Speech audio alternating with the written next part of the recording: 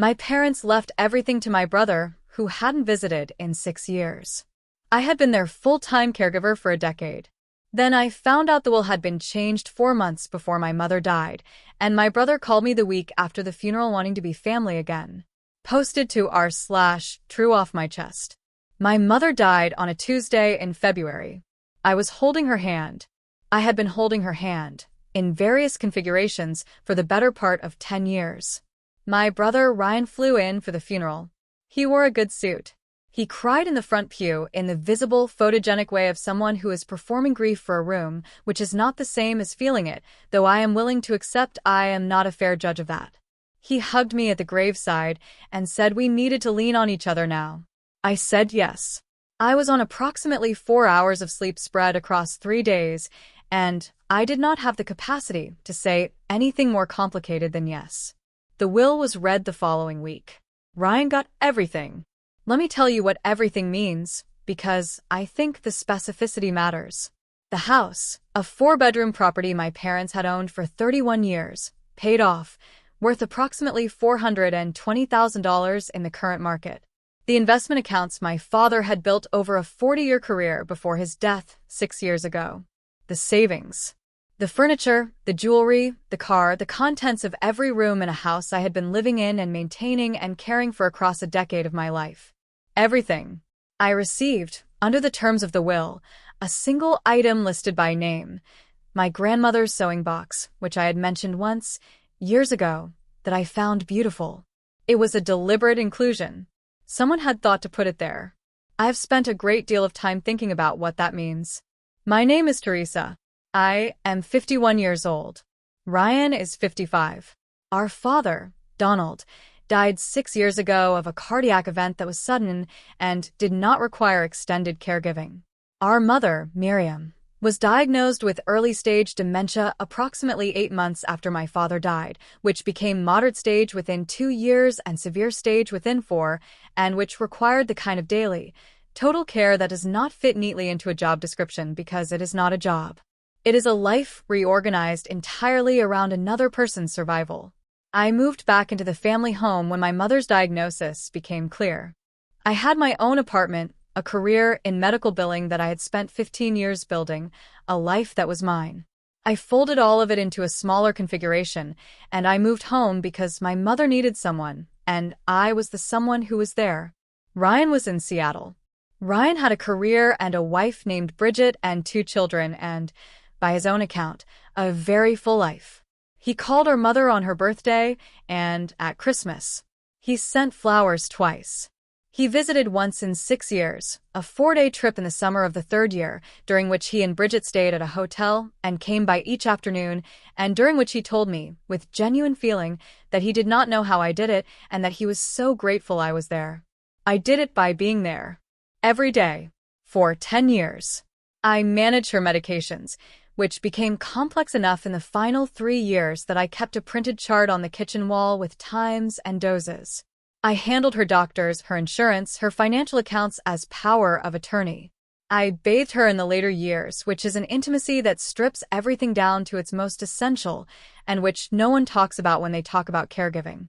I sat with her through the nights when she was confused and frightened and did not know where she was, and I held her hand and told her she was safe, and sometimes she believed me, and sometimes she did not. I did this without respite, without adequate compensation, without anyone asking very often how I was doing. I did it because she was my mother and it was the right thing to do. I did not do it for the inheritance. But I also did not expect to receive nothing. The attorney who read the will was a man named Gerald, whom I had met twice in the context of my father's estate, and who delivered the terms with the practiced neutrality of someone who has sat in rooms with families receiving difficult news and has learned to show nothing on his face. He showed nothing. I sat in his office, and I listened, and I kept my face as neutral as his. Ryan was on a video call from Seattle because he had flown home 2 days after the funeral. He looked uncomfortable in the way of someone who already knows what is coming and has been dreading the room. After Gerald finished, I said, "When was the will last updated?" Gerald said, "The current will is dated October of last year. My mother died in February. October of last year was 4 months before she died. She had been in the severe stage of her dementia for over a year by October. She had not, to my knowledge, been to an attorney's office. She had not been capable of independently initiating the kind of decision-making that a will revision requires. I said, "Who accompanied her to sign it?" Ryan on the video call looked at his hands. Gerald said, "I'm not able to discuss the circumstances of the signing." I said, "I see." I thanked him. I left. I drove home, to the house that was no longer mine, and I sat in my mother's chair, the one by the window where she used to watch the garden in her better years, and I thought for a long time. Then I called an estate attorney. Her name was Patricia Osei. She had been recommended by a friend who had navigated a difficult probate situation 3 years earlier. She was direct and thorough, and she asked questions that told me she had done this before. I told her the timeline. Severe dementia for over a year. Will revised 4 months before death. I had power of attorney for healthcare and finances, but power of attorney terminates at death, which meant it did not give me visibility into what had happened in the will revision. I told her about Ryan's presence in Seattle, his 4-day visit in year 3, the calls on birthdays and Christmas. She listened to all of it without expression. She said, "The central question in a case like this is testamentary capacity, whether your mother had the legal capacity to make or revise a will at the time the revision was signed. Severe dementia does not automatically remove that capacity, but it creates a significant evidentiary question. The second question is undue influence, whether someone was in a position to pressure or guide her toward decisions she would not otherwise have made." I said, "She had been unable to manage her own finances for over a year. I held her power of attorney." She said, "And yet a will was signed without your involvement." I said, "Yes." She said, "Do you know who took her to sign it?" I said, "I believe it was Ryan, or someone acting on his behalf." She said, "That would be relevant." I authorized her to begin an inquiry. Medical records documenting my mother's cognitive state in October. The attending physician's assessments. Pharmacy records. The pattern of care documentation I had been keeping, which was extensive because I had been trained early to document everything when managing her medical and financial affairs. The inquiry took 6 weeks. What it produced was a picture of a woman who, in October, had been assessed by her physician as lacking the capacity to make independent financial decisions. The same physician who had been documenting her decline for 3 years, whose records I had been collecting, whose clinical notes, obtained through proper channels, included language about significant cognitive impairment that made complex decision-making unreliable. A will signed in October by a woman whose physician had documented in September that she lacked independent decision-making capacity. Patricia said, "This is contestable." I said, "I know."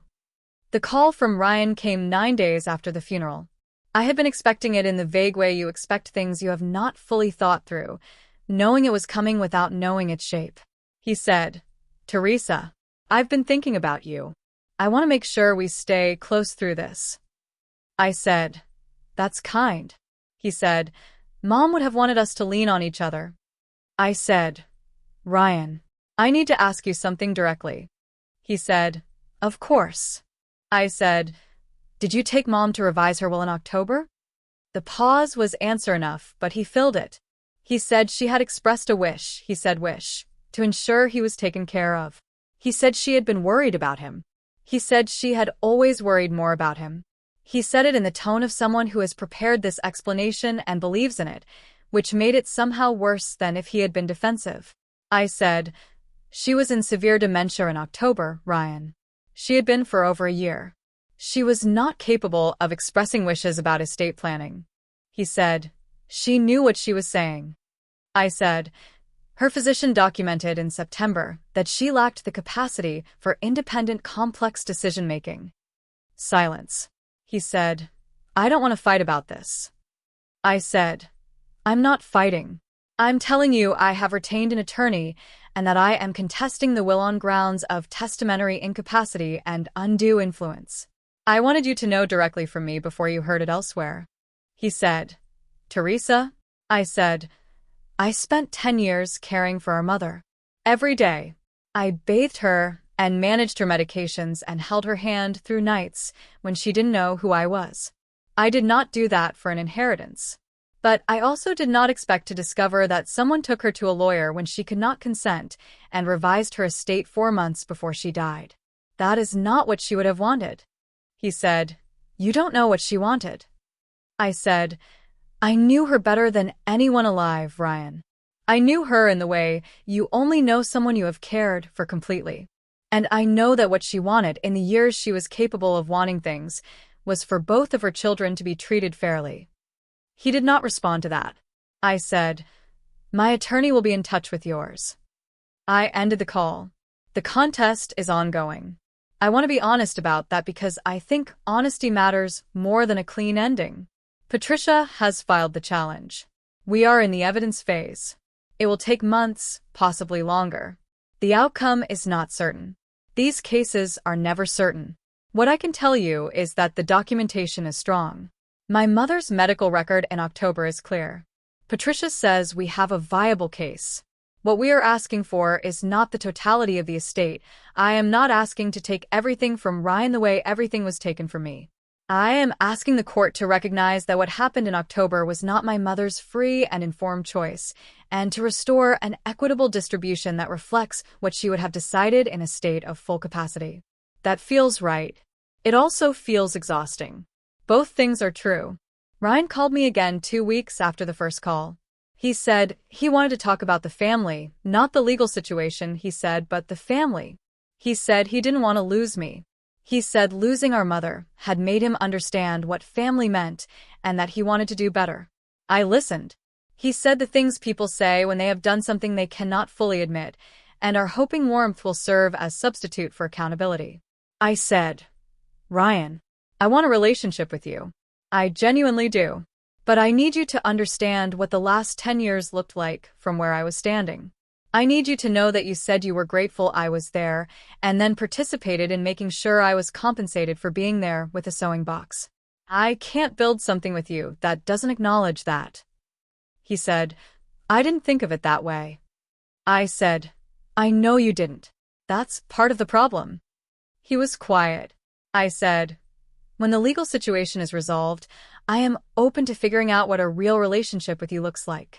But it has to be real. It has to include you knowing what happened and what it cost.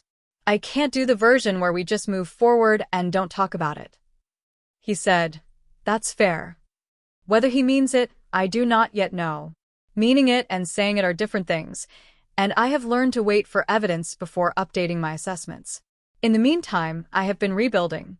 I moved out of the family home in March because living there through the legal process was not something I was capable of doing.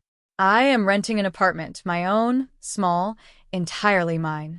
I went back to work in medical billing, remotely, in the hours that are now mine again.